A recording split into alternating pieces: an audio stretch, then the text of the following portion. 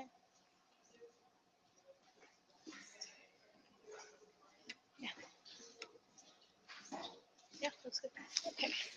So.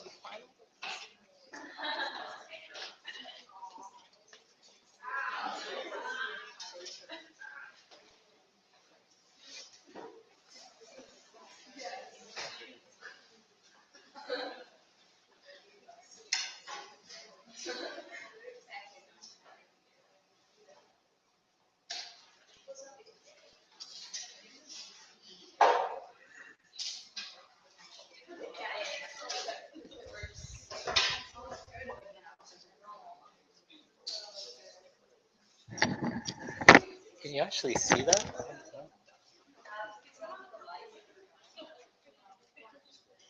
not sure I can, because they actually do it differently.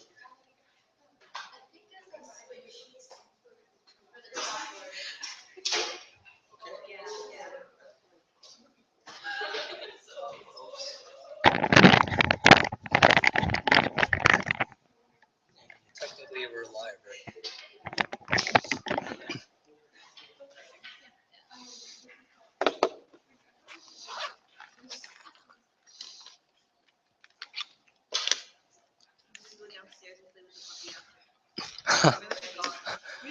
No, I'm going to try to end it at about 40 minutes. So, yes, I know the puppies are important. Okay, and just in case, we're going to take a backup audio, but hopefully we won't need it. Okay, so I guess if we can do two things. One, someone will be monitoring the Facebook feed, and then someone will also monitor the YouTube feed. Okay, perfect. Okay, so I'm hoping that most of you have had a chance to at least look at your notes, hopefully, over the weekend. And I'm going to go through a couple of things related to your final exam. So this is more or less like what you should be concentrating on and what you should be studying. And if you haven't gotten started yet, this is sort of your opportunity to try to make sure you don't fail the final exam. So these are things that you should maybe take away from it. So I just had a meeting with the TAs last week. So we went over a couple of things. The one thing to make sure of, in your short answers, we have left you more than enough space. You are not required to fill out the entire space. We would like you to write in the lines as much as possible. You're not going to get more marks if you fill all that space. What it's designed to do is to get you to make sure that you're thinking about the question, what it's asking, make sure that you've read it, all the parts that you need for the short answer are being answered well, like completely. So don't make your TA try to guess what's going on. And in the short answers, we left you with what we think is enough time to go over everything, to double check. As I said, it's not a short exam, so I don't think anyone who studied and is hoping to get a good mark will be leaving any earlier than about an hour and 20 minutes to an hour and a half in. But I think most of you will be sitting there kind of reviewing what you've written before you submit it. Again, your multiple choice is very detail oriented. I'll get to that in a few moments. And I mentioned all of this on the last Friday lecture. Some lectures have more coverage on multiple choice, others on short answer. But overall, I tried to keep it as an even balance. So it's not just all on one lecture or two lectures. It's the entire lecture work, just so that it gives you the opportunity to get in as many grades as you possibly can. Again, work on your short answers. Make sure that they're complete. Everything that's being asked of you is very clear and very explicit. The TAs are not going to be guessing. If you know your material, you should be able to get 10 out of 10 on it, but you need to demonstrate and make sure that you're demonstrating that you've understood the material and that you're conveying it well. So the coverage is from the February 8th lecture to the very end, April 4th. Material from this lecture is also included on there as well. The way that I've designed the questions, most of them are taken directly from the bullet points that accompany the slides. So make sure that you go through those. And most of the multiple choice test questions are taken directly from bullet points that are in your notes. Okay, any questions about the general format, general coverage, or anything else in terms of your final exam? No?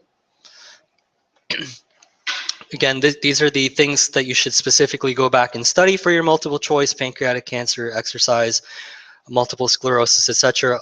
And I covered all of these on Friday. Hopefully you've had a little bit of an opportunity over the weekend to think a little bit about this, to go back and revisit some of your notes. For example, the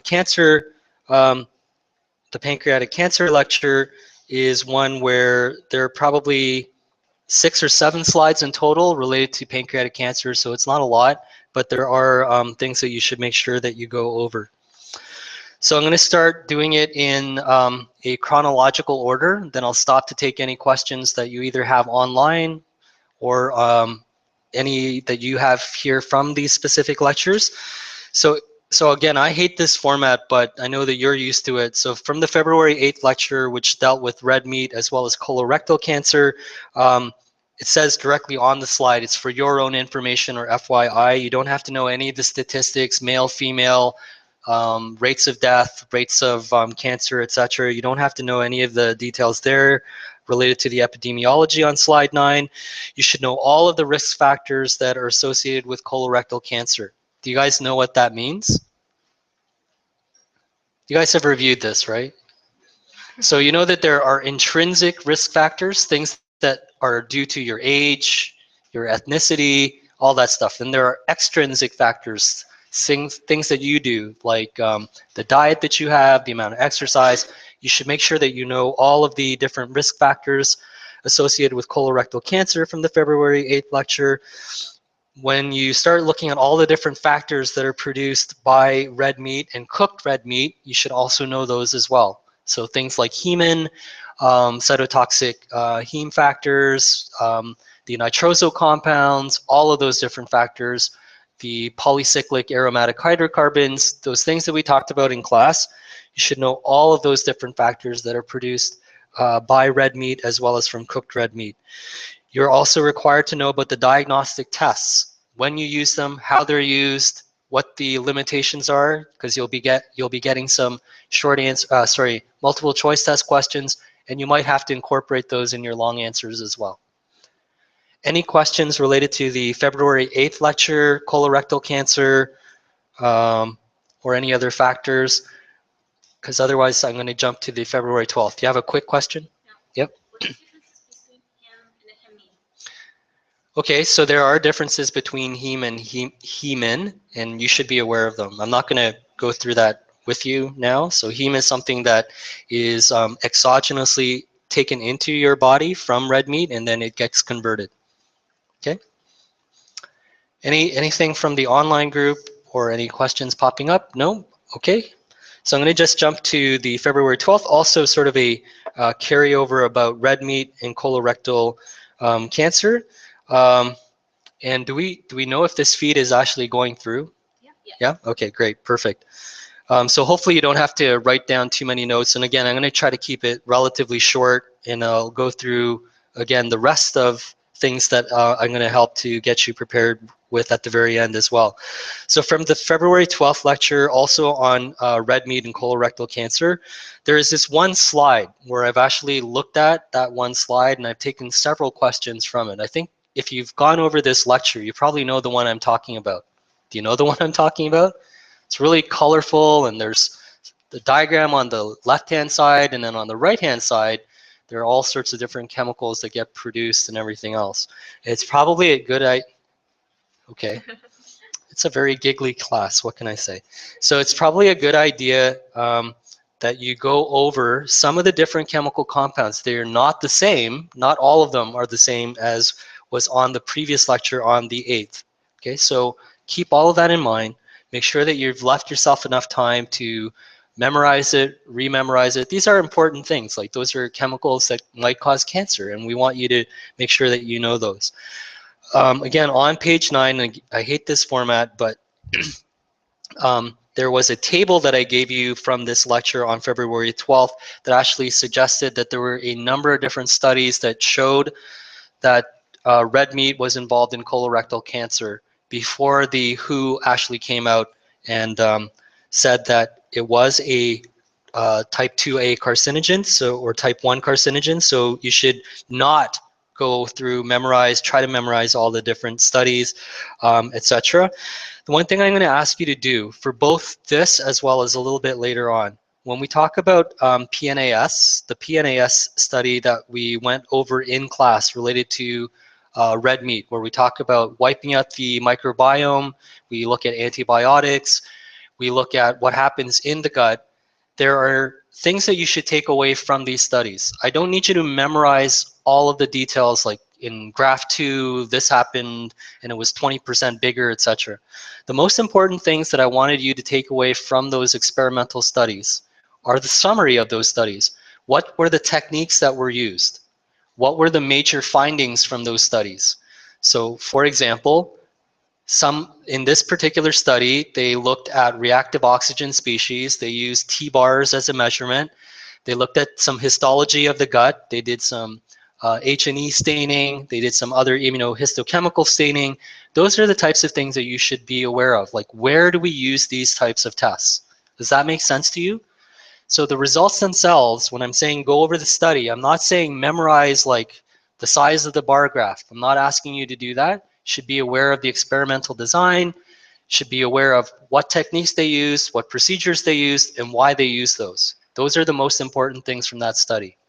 Is that clear for everyone?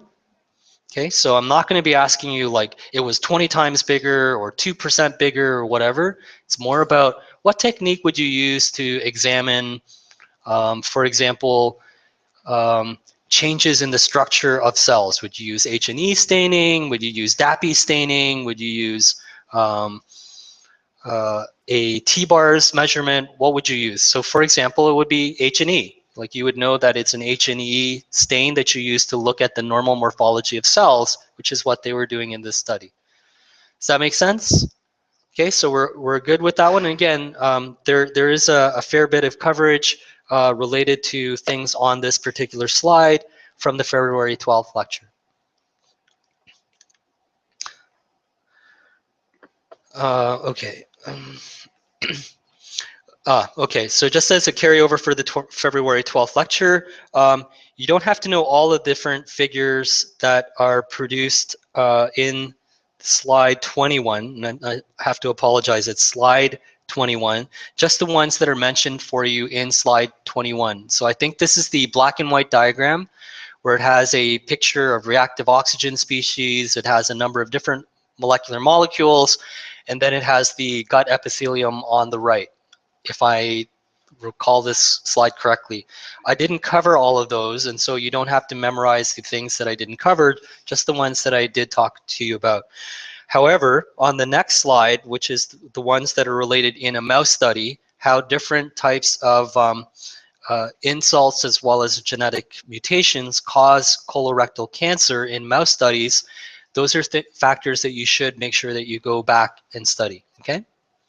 I don't know if any of this is making sense to you. I'm hoping it kind of does, right? And this is sort of that linear diagram and sort of the green boxes with other boxes coming down, looking at things like KRAS and other things that lead to full development from like one form of cancer, like an adenoma, to a benign to a more aggressive form of cancer. Those are factors that I'd like you to make sure that you know. Okay, any questions from the online group or anyone here about any questions from the February 12th lecture? No? Yep. What's the difference between HMB and K560? Sorry, H&E is a histological stain that we use. It's called hematoxylin and eosin. You don't have to know the full length. And this gets back to a question that I got asked almost in a panic by a student. You can use abbreviations in your short answers. As long as it's an abbreviation that we've talked about in class, feel free to use the same abbreviation in your short answers.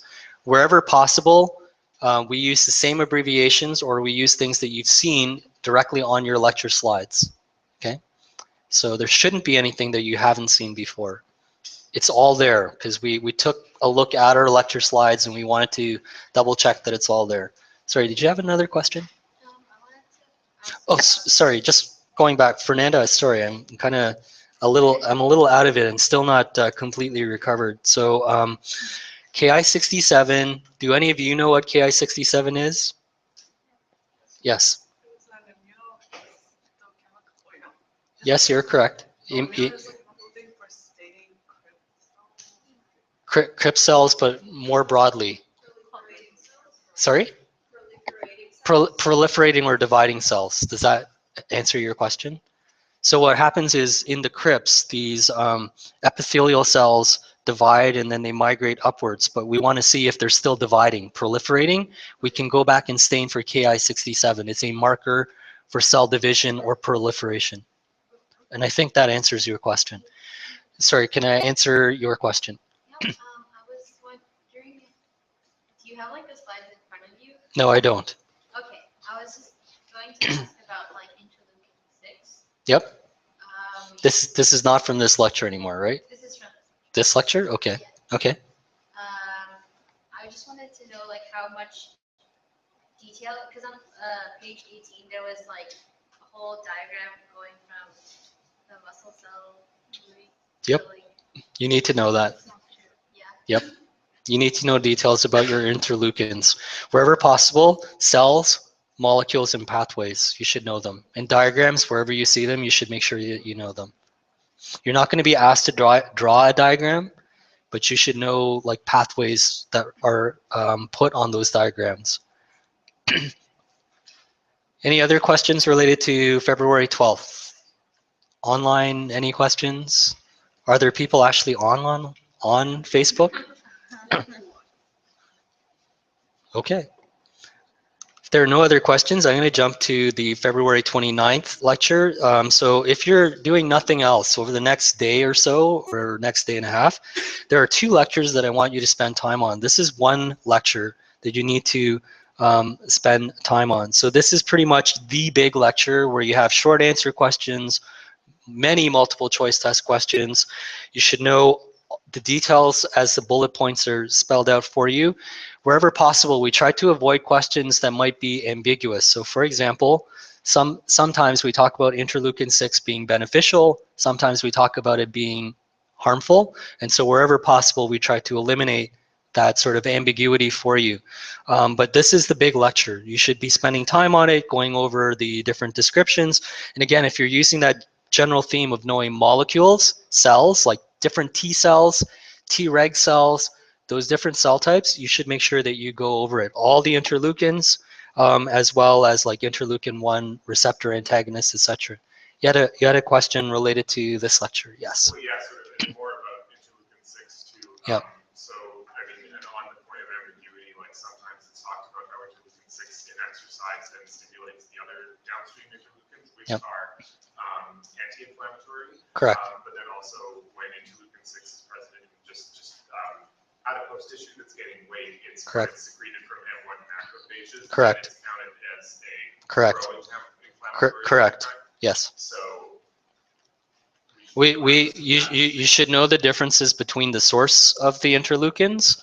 So some different cells produce interleukins, not just, for example, muscle cells as they contract, but also other macrophages will produce it, etc. So you should know the source, but wherever possible, we try to eliminate any ambiguity so that it's clear, especially on a multiple choice. Last thing that you want on a multiple choice, which is not trivial, it's not an easy multiple choice test question, is to add like anxiety related to like, is it like, what are they trying to ask? So we tried our best to eliminate that.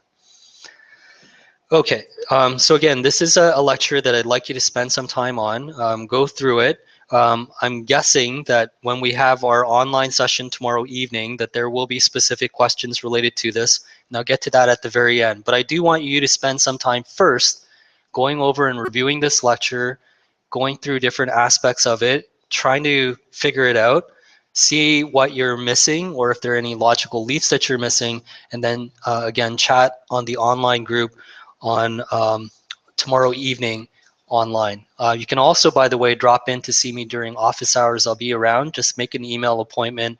For example, today I had no one email me. I was in the office most of the day, but I ended up kind of wandering around campus for about a couple of hours. So again, just as a case in point, if I know you're coming, I'll definitely stick around for that. Are there any questions online related to the 29th lecture? No? Are you sure there are people online? Yeah. How do you know there are people online? Someone commented, yeah, we're listening, LOL. It shows that Can you give them a thumbs up back? Okay. Yep. Do you have another question?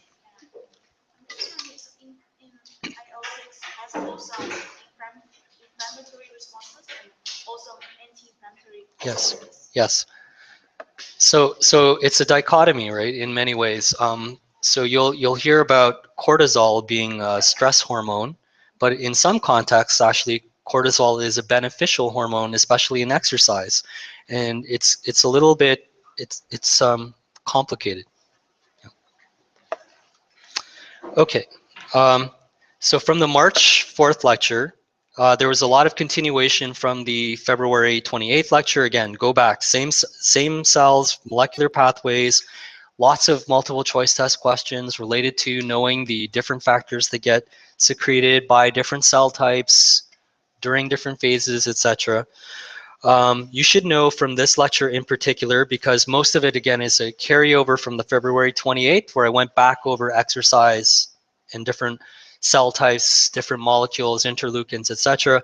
In this particular lecture, you should go back over things related to irisin as well as contracting muscle, go over the molecular pathways that we think we know, things that we know related to calcium, where we know things that are related to PGC1 alpha, related to BDNF, irisin, all these different factors. You should make sure that you know the cell signaling pathways that are in this particular lecture. But again, if you look at it, because February 28th and March 4th kind of overlap with each other, this is really the principal thing that you should be concentrating on. It's not as many notes as you'd like to fool yourself into thinking that there are.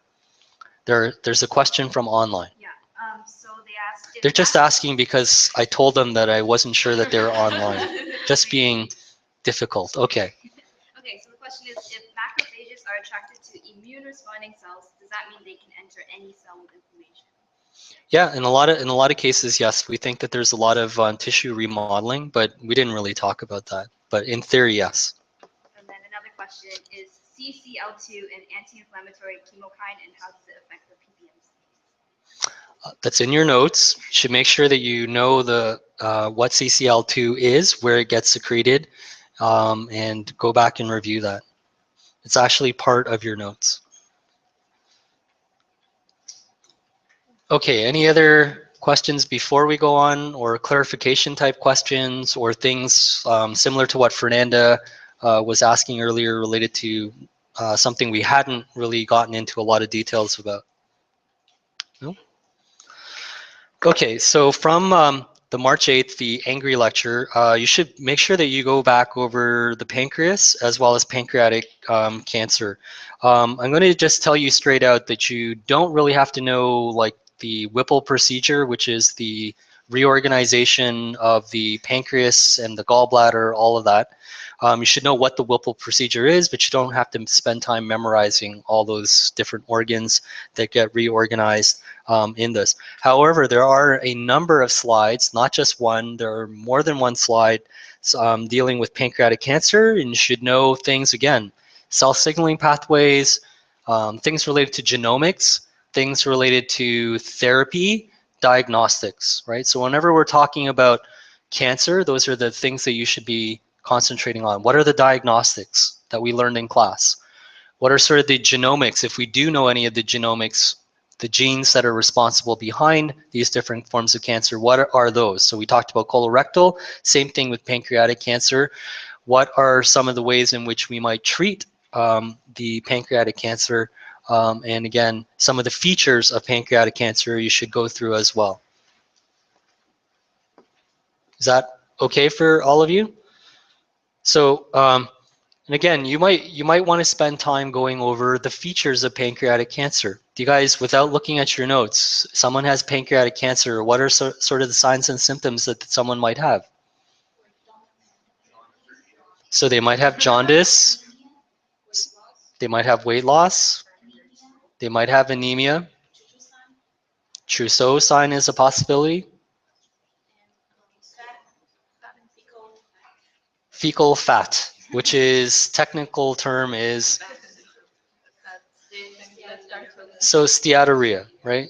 And so the reason why I'm mentioning this, and I'm hoping that you remember this long after the course. One of the things that I don't like is just asking you, because you're at U of T, so you're almost ingrained in memorizing like bullet points, right? It's like you're vacuums. You just suck up all these bullet points and you forget about them.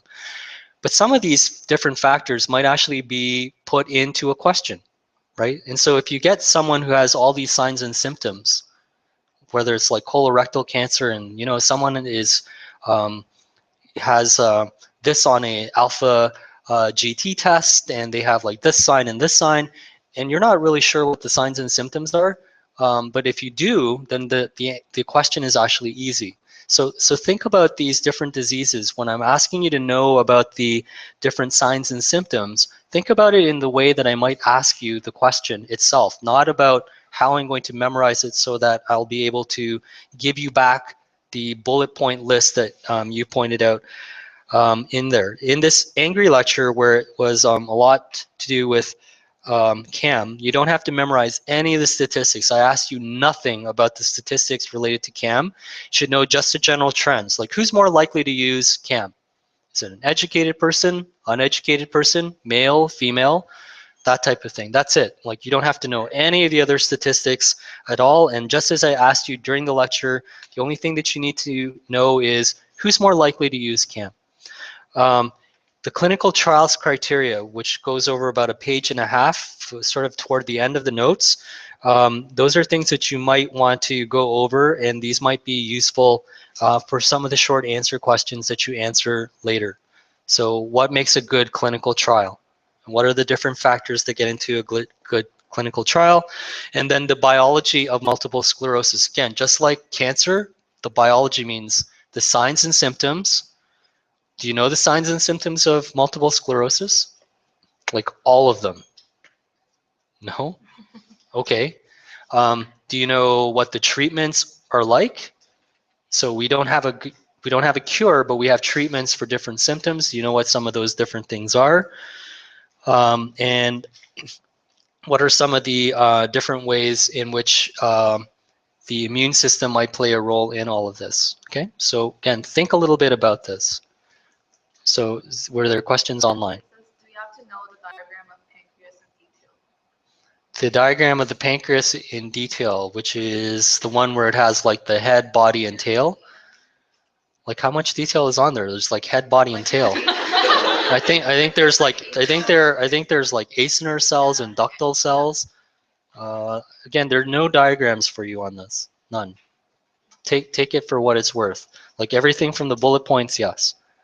Fernanda, did you have another question? Yeah. Do we have to memorize this diagram? I think I talked about some of the different features that are associated with multiple sclerosis. And I didn't talk about all of the different signs and symptoms on that diagram, but I did talk about some of the signs and symptoms on that diagram. And I think Fernanda, for those of you who aren't here, or for those of you who are sitting at the front, she had the picture of the first slide related to multiple sclerosis, where there's a figure of an individual to the right with like different muscle groups that are affected. And certainly you should know some of the ones that I talked about in class in the way that I talked about it. But usually if I'm giving you signs and symptoms, there's more than one sign and symptom in the multiple choice. You should still be able to figure things out. Mandy, you're like rubbing your hands. You're like looking forward to the final exam, or is it because this room is so cold? One thing. So I think I was given a bunch of different slides as a suggestion from the course management team last week. And I think there were some questions related to the clinical trials related to multiple sclerosis. Do you remember that clinical trial? So here's a good test for you. Do you remember anything from the very last 3 slides from multiple sclerosis without looking up those slides? Nothing. It's a complete blank. It's like I only remember up to this slide with Mr. Mostich. That's it. Nothing else. Do you remember there was a drug that was used in a clinical trial? Sorry? Yeah, mitoxantrone. Do you guys remember mitoxantrone? Mitoxantrone is an immune modulatory drug. So it's designed to modulate the immune system. And one of the trials, and this was one of the questions that came up, I think, from um, the course management team from the last Facebook posting, and it's worthwhile going over because you might see it again on your final exam, and I don't like being obtuse about it. So one of the trials involved, like, we don't have a cure for multiple sclerosis, and one of the big hopes is that if you have these different stem cells, because multiple sclerosis is an autoimmune disorder that causes, we think, demyelination of central axons that we can see. And one of the things that we saw in that particular clinical trial, where we normally use a chemotherapeutic drug called mitoxantrone, but in this case, we're using that chemotherapeutic drug not as a chemotherapy. There's no cancer here as far as we can tell, but to modulate the immune system, which is affected, to reduce the effects of the immune system. What those different groups in Italy saw was actually that if you gave them stem cells, that they actually performed better than having immune modulation alone. And that was the big take-home message, that maybe the stem cells might work to offset the effects of multiple sclerosis through an immune modulation. Okay, and again, go over those slides and make sure that you understand what's being asked. There are other things on that slide too that I'm going to ask you to make sure that you go over. There's a lot of things on those slides that actually re-emphasize what we learned about the basic biology. So don't just casually dismiss them. Any other questions from the online group or anyone else? Do you have a question? There was like a thing about primary and secondary, what they were looking for, and one was like food plus lesion, I think it was called. Like primary some of the endpoints related to the vitals and on and Okay, so I didn't go over the primary and secondary endpoints. However, I did go over the MRI. Do you remember that? So what happens in the MRI? like the MRS. Sorry, it's not MRS. It's MRI. Do you guys remember?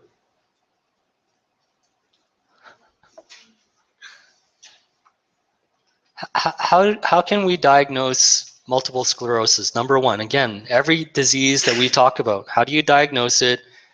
What are the genomics, or what do we know about it? What are the cells that are involved, etc.? How do we diagnose it? There are lots of ways, actually. You should know all of them. So we can do things related to cerebral spinal fluid. I think that's on your slides. You can do an evoked related potential. So you can use evoked related potentials. What else can we use? We can use MRI. And in particular, we have a way of looking at MRI where we have a contrast medium on those last slides related to mitoxantrone. And I'll ask you to follow up on those, okay? And that's one of the endpoints. When we see these white hot spots, we know that we have someone who has focal demyelination in the brain. And if our drug or our stem cells are working well, that focal white spot, we don't see as many of them. And that's one of the endpoints that we look for. Does that make sense? Okay. Any other things that I can clear up for you? Okay, so I'm going to jump to the March 11th lecture. And again, some of this is carryover as well. So you should know the general features of the placebo effect. Again, how do you test for the placebo effect? What sorts of things you might want to do. You do not have to memorize all the different types of drugs related to placebo. What are the genetics of the placebo effect? And I think all of you have an idea of what I'm asking you to go back and review for that. And what sorts of things disrupt this placebo effect? There are diseases that disrupt the placebo effect. We can mechanically disrupt the placebo effect. We can give drugs, all sorts of things, okay? Do you have a question? Yep.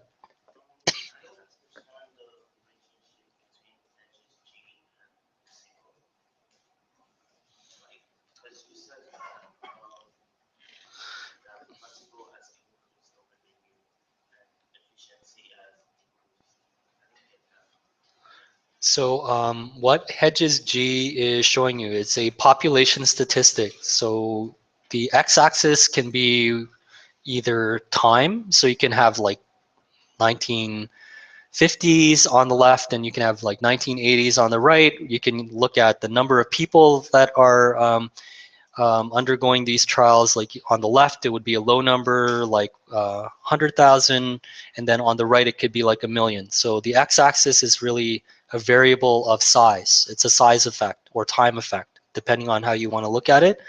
And what it shows is that there's a negative relationship or an inverse correlation with the effectiveness, not of the placebo, the effectiveness of antidepressant medication. It's antidepressant medication that you're looking at, right? The reason why antidepressant medications are becoming less effective as more people use them, or as we look at them now versus back in the 1980s, is not because of a change in the drug or anything else, or we haven't biologically changed all that much. What has happened is when we look at how these studies are performed, the overall placebo effect that we compare it against, the placebo effect itself has increased over time.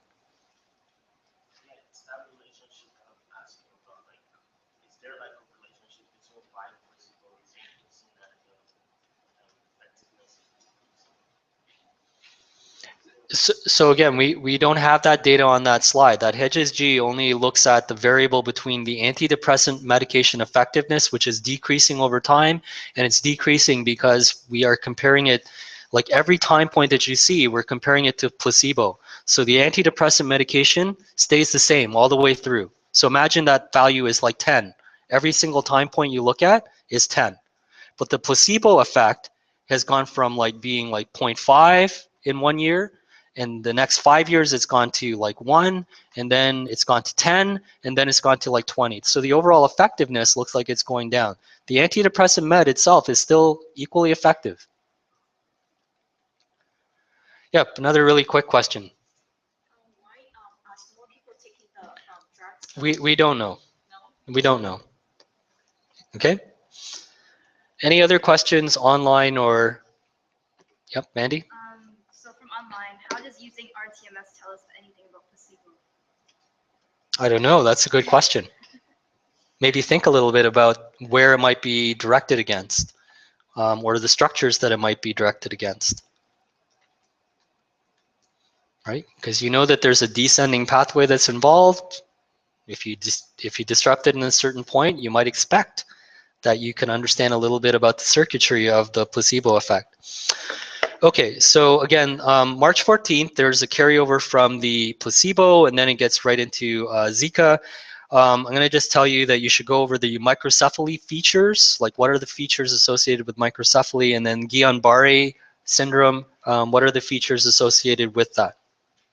Okay, and again, it was relatively short. You don't have to know like where did it start, what year did this start over in Uganda, where did it go to Micronesia, where did it go from there into like North. You don't have to know those dates or anything like that. It's not a history of science exam, it's a biology exam. All right.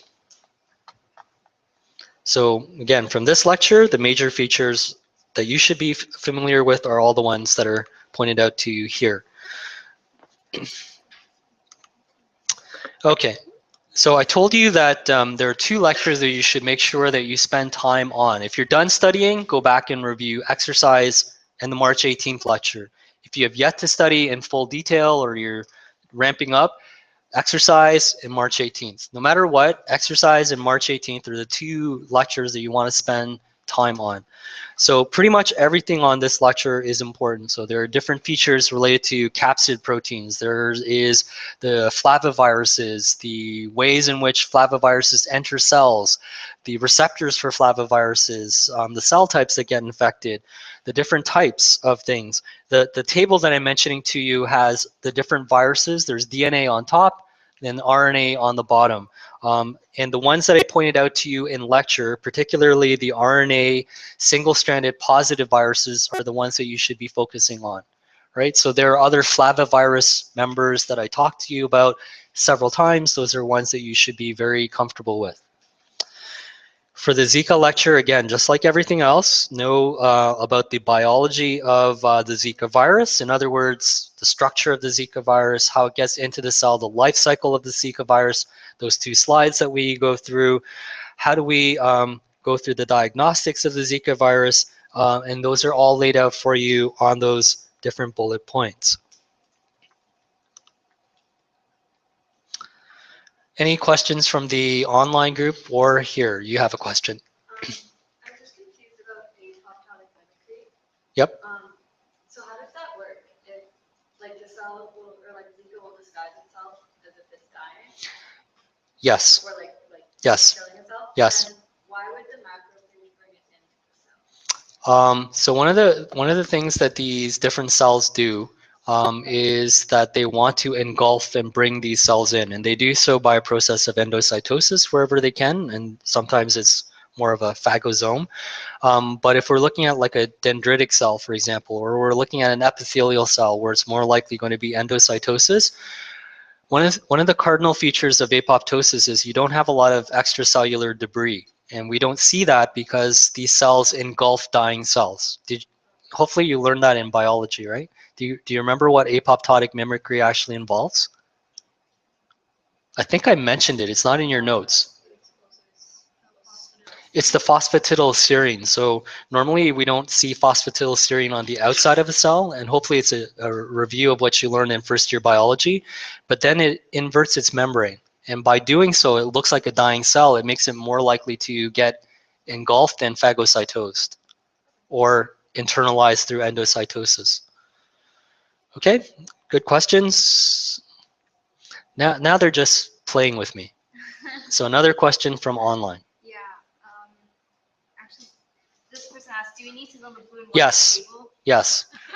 I'm just going to say yes. As soon as someone starts asking, do you need to know, I'm just going to say yes. Okay, because both questions I like that. So It's like What's the blue and white like table? the primary receptor and the entry receptor thing, I think. So like dengue. You mean the table that has like 2 rows on it? So not really a table, but a mini table? Yeah, the mini table would probably be a good idea to know.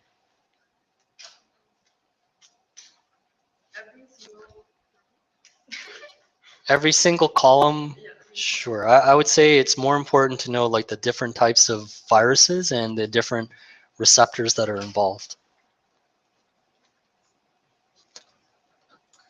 I thought you guys were like, we were told in the office that U of T students are memorization masters.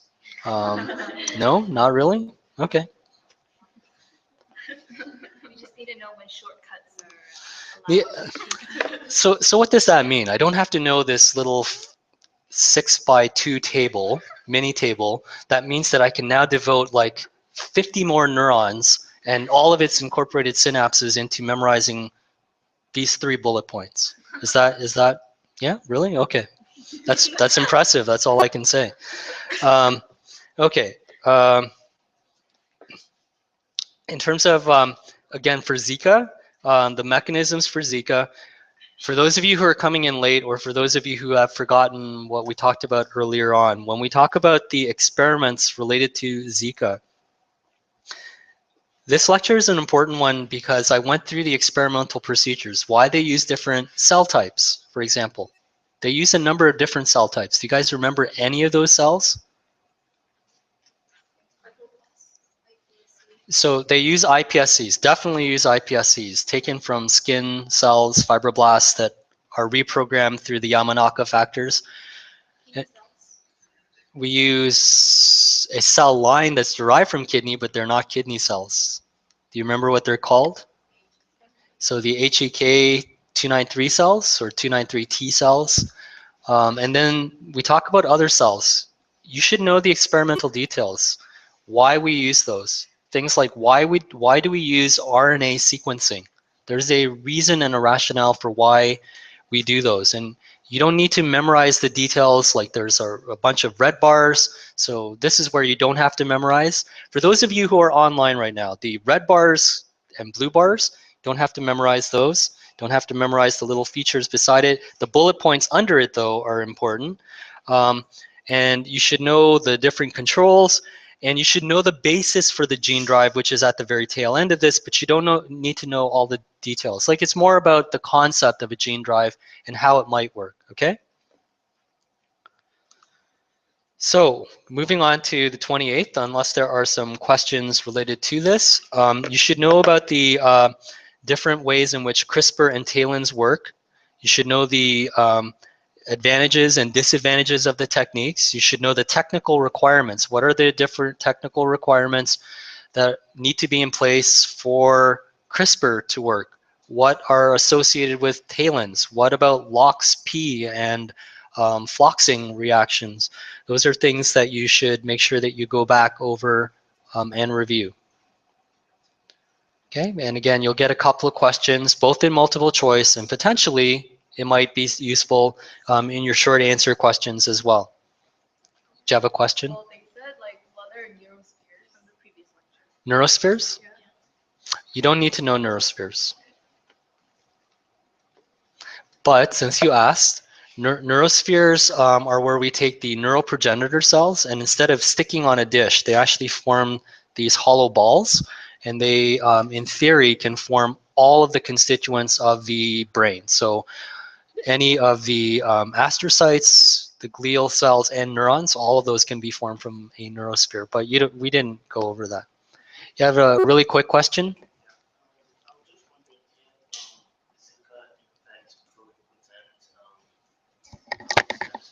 Sorry, what kind of? Does it infect pluripotent stem cells? So actually, you should be able to answer that question.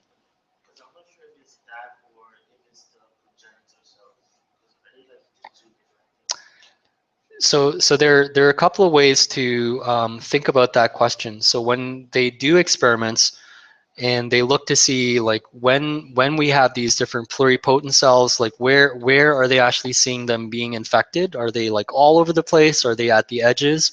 But for the most part, we see them being infected into these into the progenitor cells. Okay.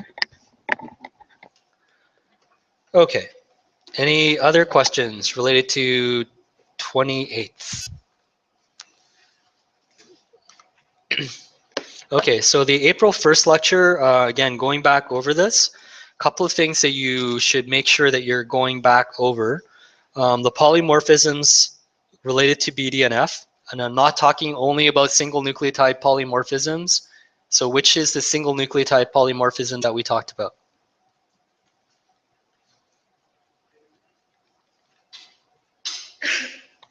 The methionine 66 valine. Okay, so that's one of the polymorphisms. You should also make sure that you go back over how we measure synaptic health, and this gets into the MRS, and some of the other genetic variability that we talked about related to in this BDNF lecture related to things like depression, and this gets into things like serotonin transporters, the 5-HTT-PLR. That's the serotonin transporter gene. There's a long version, short version. Make sure you understand about the genetic variability related to that. Okay.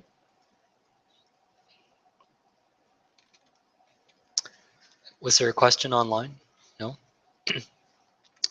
And in the very last lecture, some of this was actually a carryover from the April 1st. So again, it's not quite as much that you need to worry about. You should know how to do a genome-wide association study and the different elements that are taken into consideration for a genome-wide association study. And it's not on here, but you should be maybe thinking a little bit about this. Do you guys remember the experiments that involved RNA sequencing? RNA-seq. Any of you remember? RNA-seq. So this was related to the Zika virus and the neural progenitor cells, and they looked at RNA sequencing. So the blue and red bars are actually from RNA sequencing.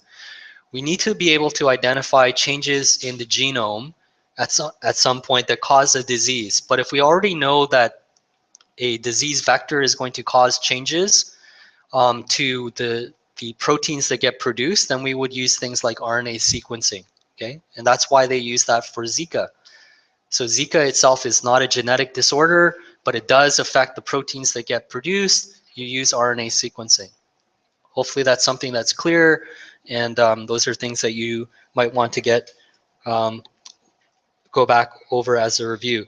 So the cystic fibrosis, when we talk about that, and then some of the different um, single nucleotide polymorphisms or mutations that are associated with cystic fibrosis. So we talk about the Delta 508, and then we talk about other ones and why those are important for treatment and understanding the genomics. And then Li-Fraumeni syndrome that Zainab covered. You should go back over the biology of the cancer and what sorts of cancers are associated with Li-Fraumeni. Because remember, Li-Fraumeni itself is not a cancer. It is a genetic disorder that causes you to have a mutation that causes other cancers to occur. Okay, so you might get a bone cancer. Do you guys remember what that is? So the osteosarcoma, which is very common, and go back over the biology of Li-Fraumeni. Okay, so I'm just going to, as we wrap up over the last few minutes, so there is going to be this whiteboard review on Google Docs, just like last time. It will be available for you tomorrow. The link will be available sometime this evening, and then I'll start opening it up for questions that you can answer, but I'm hoping that most of the questions by tomorrow are not ones where you're asking if we should know this or that, or asking about things that you have had a chance to maybe think a little bit about. There are things that I can clear up for you. That's certainly the purpose of what this Google Docs is going to be. And again, if you need to see me in person for office hours in person, email me this evening, and I'll make sure that I'm available for you tomorrow. I'm not available in the morning because I have a meeting over in the dean's office, but I will be available after about 11:30 all the way through to the close of regular office hours if you need to drop in. So hopefully that puts you, oh, more questions online? Just a final general one. Someone asked, are there any more Easter eggs on Blackboard? Are there any more Easter eggs on Blackboard? I would say probably not. But I will tell you that BDNF plays a big role in the short answer questions, and I think I've mentioned that several times. Okay, so hopefully you're feeling a little bit more at ease, or you have a little bit of a better way to go back and review the next couple of days. And if you have questions, I'm always available tomorrow as well, so drop in to see me if you're on campus, or write questions out on the Google Docs. If there are questions that you see online that are really bothering you from your Facebook group, then let me know about that as well. Okay, hopefully it'll all be good on Wednesday. Like, the multiple choice is not easy. Well, that's all I'm going to say. It's fair. You can do well on it, but it's not like a trivial multiple choice. Don't take it like it's going to be a walk in the park. Think of it as really, really hard. Then you'll do well on it. Then you can say, ah, I overstudied for it. You still have time to get to your puppies if you hurry. Thank you. Okay, good luck.